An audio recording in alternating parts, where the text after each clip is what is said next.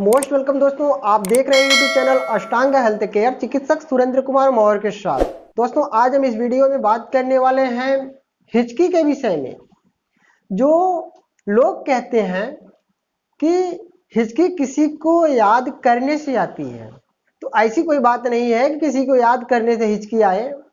अगर किसी को याद करने से अगर हिचकी आती हो तो दिन में तो पता नहीं कितने लोग किसको किसको याद करते हैं, तो उनको हिचकी आना चाहिए ना, लेकिन आता तो है नहीं। तो दोस्तों हम उसी के टॉपिक पे आज बात करूंगा कि हिचकी क्यों आता है और कहाँ से कैसे आता है। तो चलिए हम अपने टॉपिक पे चलते हैं, बात करते हैं। तो हिचकी दोस्तों डायफ्राम में अचानक होने वाली अनैच्छिक यानी ऐंठन, जो प्रायः श्वसन क्रिया के सामान्य पैटर्न यानी पेट में गड़बड़ी होने से उत्पन्न होती है। हिचकियां पाचन संस्थान की तंत्रिकाओं की उत्तेजना से उत्पन्न हो सकती है, परंतु श्वसन संस्थान प्रायः सम्मिलित रहता है। जब डायफ्राम अचानक संकुचित होता है तो वायु इतनी शीघ्रता से प्रश्वसित होती है कि कंठछद यानी एपिग्लोटिस झटके के साथ बंद हो जाता है, जिससे हिचकी की ध्वनि उत्पन्न होती है। दोस्तों हिचकी क्या है? दोस्तों हिचकी को हिक्का के भी नाम से जानते हैं। आयुर्वेद के अनुसार वात पित्त एवं कफ विकार के कारण शरीर में कोई भी बीमारी होती है, इसी तरह हिचकी वात एवं कफ दोष विकार के कारण होती है।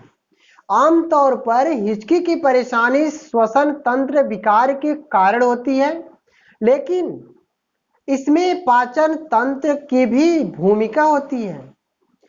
हिचकी दोस्तों डायफ्राम के संकुचन के कारण होती है। डायफ्राम वह मांसपेशी है जो पेट में आपकी छाती को अलग करती है। यह सांस लेने और छोड़ने की प्रक्रिया में महत्वपूर्ण भूमिका निभाती है।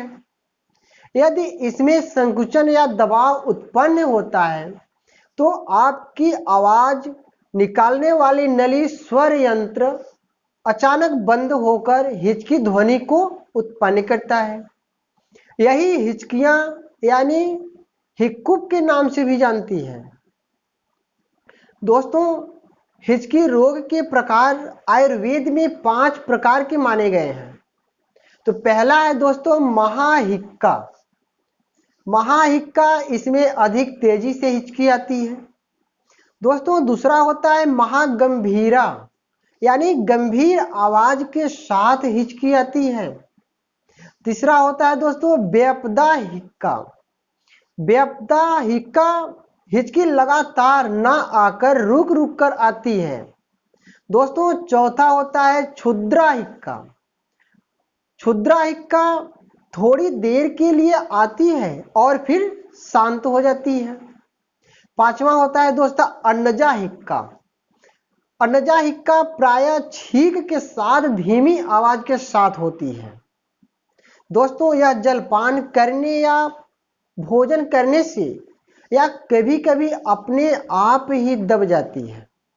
इसमें से दोस्तों क्षुद्रा एवं अन्नजा हिचकी सामान्य होती है और महागंभीरा और बेपदा हिचकी परेशान करती है। दोस्तों इसके बाद बात करते हैं कि हिचकी आने का क्या क्या कारण हो सकता है।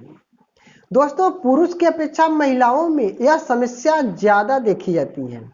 डायफ्राम मांसपेशी इसमें महत्वपूर्ण भूमिका निभाती है।